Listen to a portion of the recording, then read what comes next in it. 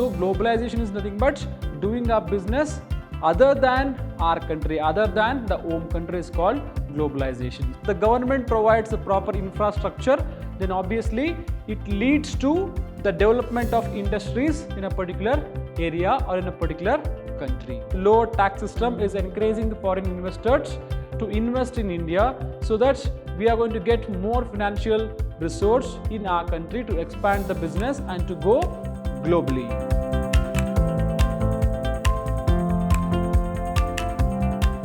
Hello everyone, I am Arun Kumar, lecturer in Department of Commerce and Management, Vidhyaashram First Grade College, the Temple of Excellence, Mysuru.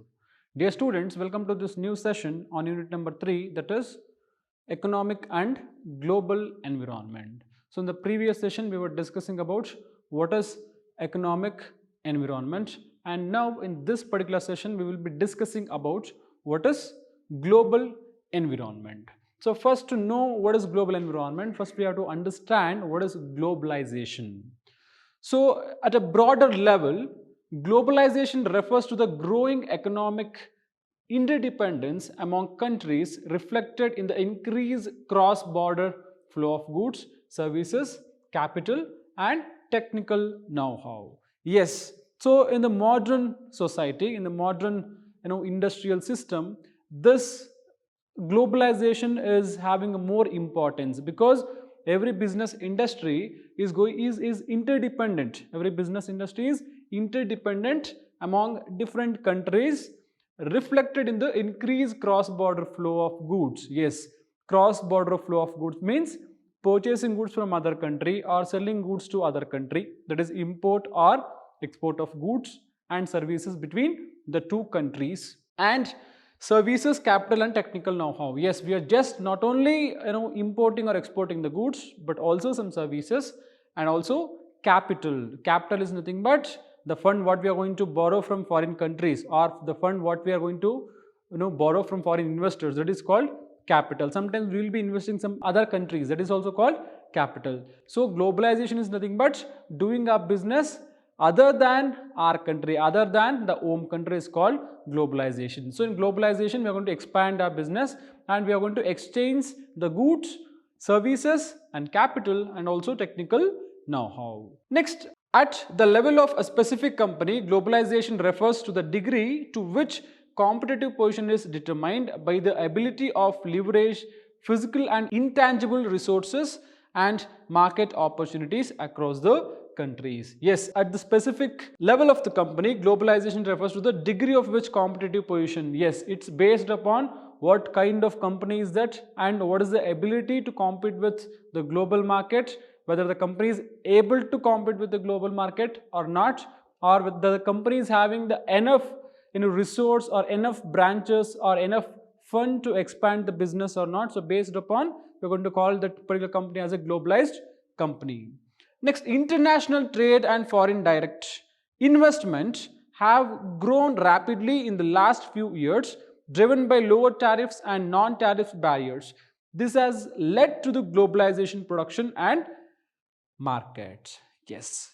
So in the past, if you look into last 10-15 years or 20 years, yes, the foreign direct investment is increased in India. So foreign companies are investing in our Indian companies as a shareholders or as a investors. So using that money, using that financial resource, we are producing the good quality products. So due to lower tariffs and non-tariff barriers, lower tariff is nothing but it's all about the tax system. So lower tax system is encouraging the foreign investors to invest in India so that we are going to get more financial resource in our country to expand the business and to go globally. Features of globalization. Yes, what are the features we have under globalization? The first feature of globalization is several things to several people. Yes, if you wish to purchase iPhone, you can purchase in India itself. You need not to go and purchase in other country because it is available in India also.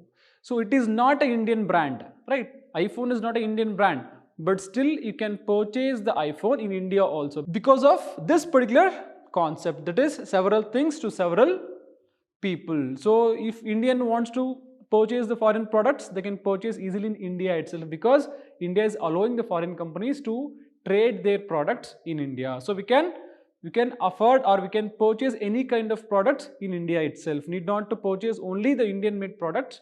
We are also available with different brands from different companies. So if you wish to purchase, we can purchase, and also Indian companies can go and sell their products in other countries. Integration of world economy into the use market. Yes, integration of world economy into the use market. So integration is nothing but including, coming together is called integration. So integration of economy is into the use market. So if we integrate the world economy, if we merge the world economy, yes, it creates a use market in the world, so that the people will be getting whatever they want at a reasonable price with the best quality of product. Next, removal of all trade barriers. Yes, globalization, it's going to remove all trade barriers. See, if you have more tax rate in India, then no one is going to sell their products to India. At that time, what will happen? Yes, obviously, we will not get the quality goods or foreign goods in India. So if you want to get the foreign goods in India, then what you are supposed to do? You are supposed to impose less tariff, that is less tax, so that other country products will be available easily in India. So in India, we have less tariffs for foreign products and also for foreign investors. And also they talk about trade barriers. Trade barriers is nothing but we will be having some restrictions. We will be having some restrictions on selling of goods and services. Okay, if we remove that restrictions, so that easily the goods will move into the country and go out of the country, so that the exchange of goods will be there and the smooth way of business will happen between the countries. Next, foreign direct investment, up to 51% of foreign equity is allowed. Yes, in India now 51% of foreign investment is allowed. Earlier it was 49%, now it is 51%. Any foreign company can invest 51% of their capital in Indian company, and they can do the business and they can support the business, Indian business, so that the business will grow and they can go globally. Next, automatic permissions provided to high priority industries up to 1 crore. Yes, automatic permission is provided. That means there is no restrictions, there is no much rules and regulations for those kind of companies. So the automatic permission will be provided to most of the industries, where they will not be imposing more rules and regulations on those kind of companies. Next, free flow of goods and services in any country. Yes, free flow of goods is nothing but if the goods, or if the business entity wants to sell the goods in USA, if the Indian business want to sell the goods in USA, easily they can sell. If China people wants to sell their goods in India, easily they can sell, because that kind of trade relationship what we have between the countries. So this globalization is allowing all the companies to trade their products wherever they want. Next one, free flow of capital and technology. Yes, free flow of capital and technology is nothing but if you want fund to start a business or to expand your business, you can ask any foreign companies or any foreign investors to invest in your business. And the technology, nowadays technology plays a very important role. Without technology, not possible to run our business entity at the production level, at maintenance of accounts, or in any kind of departments. The technology plays an important role. So adopting the technology or purchasing the technology from other country, it is not so difficult in today's era. So we can easily purchase the technology from other countries. So free flow of capital and technology. Next, rupees has been made fully convertible. Yes, rupee has been made fully convertible. So the rupee value can be convertible into any currency, in any other foreign country currencies. Next, tax and tariff duty modified. Next, tax and tariff duty modified. Yes, tax and tariff duty is all about the importation and exportation of goods. So if you're importing the goods, you're supposed to pay tax. If you're exporting the goods, you're supposed to pay tax. So in that, the modifications are done, and still some amendments are going on in order to encourage the trade between the different countries. So these are all the features of globalization. So what is the first feature? Several things to several people. Second one, integration of world economy into the use market. Third one, removal of all trade barriers. Next, foreign direct investment up to 51% for foreign equity is allowed. Automatic permissions provided to high priority industries up to 1 crore. Next, free flow of goods and services in any country. Next, free flow of capital and technology. Rupee has been made fully convertible. And the last feature is tax and tariff duty modified. So moving on to the next thing, that is essential conditions for globalization. So in order to smoothen the process of globalization, the followings are necessary. What is the first thing? Removal of quotas and tariffs. Yes, so these are all the essential conditions what we have for globalization. The first thing is the removal of quotas and tariffs. So yes, we have to remove the quotas and tariffs on trade between the countries. So if we remove those quotas and tariffs, then it's going to be unbiased trade between the countries. Next, liberalization of government rules and regulations. Yes, at present also we are having a lot of conditions, rules and regulations and conditions and some policies by the government. So if the government liberalize the rules and regulations, so it will be very beneficial for trading between the countries and to go globally and to sell our Indian products to other country people, or to accept or to receive other country products in India, because we have prohibition on certain goods. We have prohibition on certain goods to import and export. So if they liberalize those kind of rules and regulations, so that it will be very helpful for doing the business. Next one, freedom to business and industry. Yes, the government has to give freedom to business and industries. If they won't give freedom to the industries or business entities, then obviously not possible to run the business. If they won't have the freedom to take their own decision, if they won't have the freedom to take the decisions whatever they want, so at that time it is not possible to the business entities to run the show or to continue the business. So the government has to give some freedom to business and industries. Next, removal of bureaucratic formalities and procedures. Yes, this is the most important thing. The removal of bureaucratic formalities and procedures is must and should. So it is going to encourage the business entities to expand their business, or it's going to encourage the foreign entities to start their business in India. Next, adequate infrastructure. So adequate infrastructure is nothing but providing what and all required for the industries. So construction of roads, construction of underground water facility, or giving some electricity facility. So these kind of things are infrastructures, giving some proper buildings, or providing the technology. It's called providing of infrastructure. If the government provides a proper infrastructure, then obviously it leads to the development of industries in a particular area or in a particular country. Next, competition on the basis of quality, price, delivery and customer services. Yes, the competition should be based on the quality, price, delivery and customer services. If it is not based on this, then it's going to be a bias between the companies. Any company can compete with any company. That is not fair. If the particular company, a good company, if it's giving good quality products, so only the other company which is producing the same quality product, they can compete, not other person. So it is not based upon the price, it is based upon the quality of the product.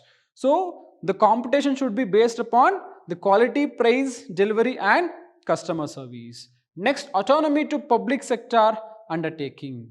Yes, autonomy to public sector undertaking, it's all about the government has to give the autonomy for the public sector undertakings, so that the business will run very smoothly without any confusions.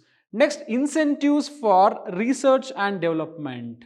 Yes, the government has to provide the incentives for research and development. If any industry is doing research, then obviously the government has to give the incentives to the business entities, so that they can innovatively invent, the business entities innovatively they can invent a new product to the market and they can satisfy the customer needs. Next one, it is about administrative and government support to industries. What is the next point?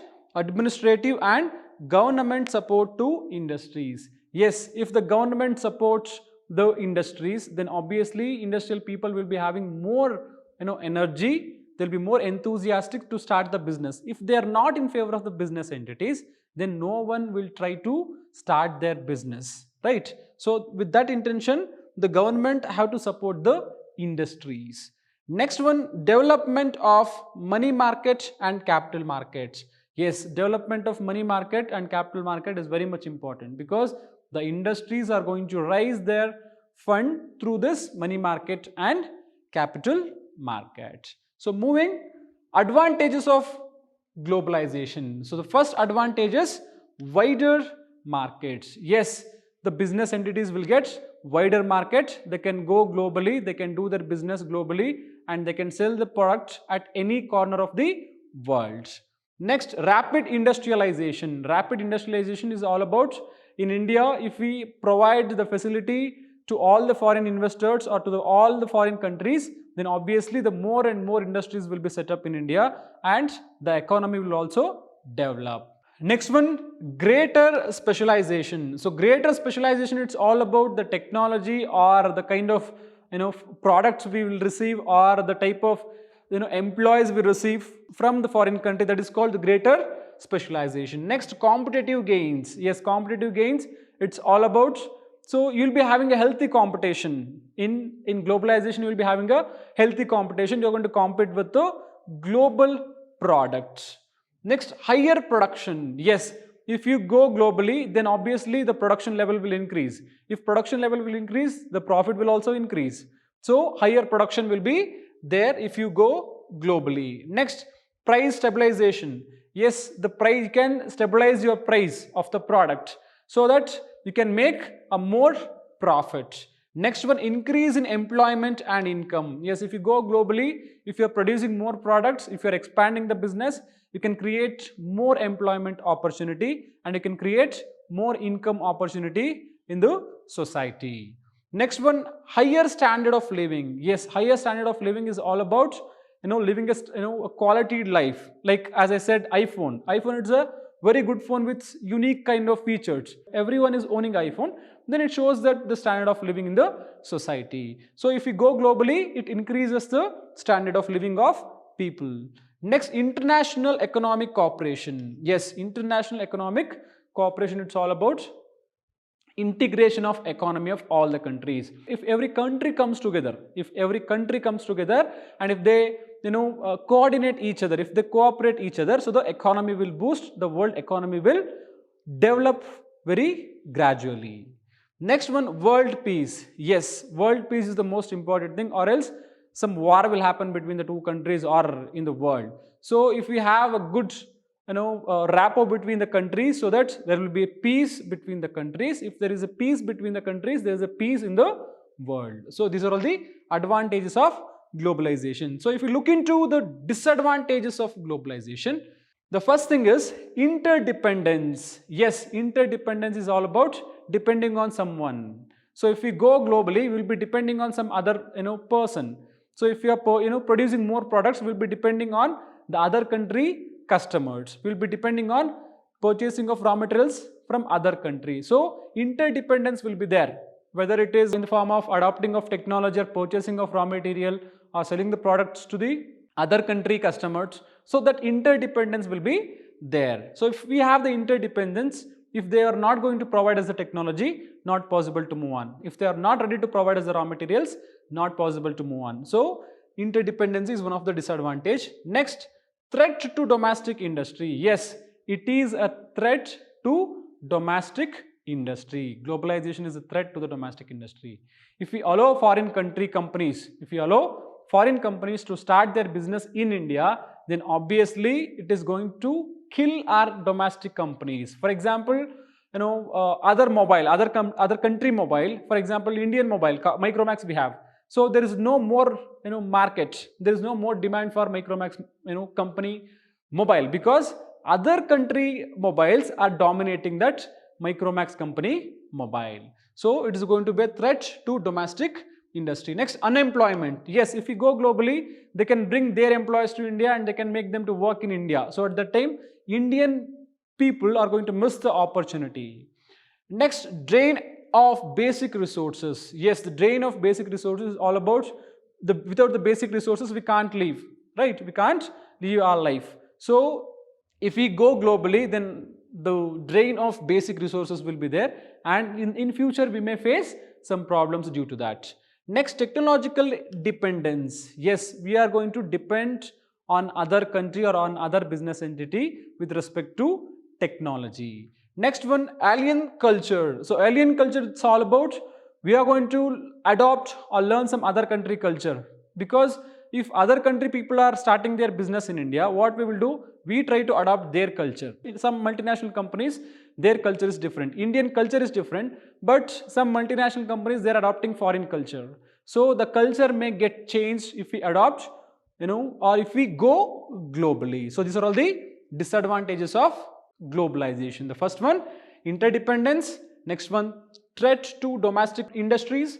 Third one, unemployment. Fourth one, drain of basic resources.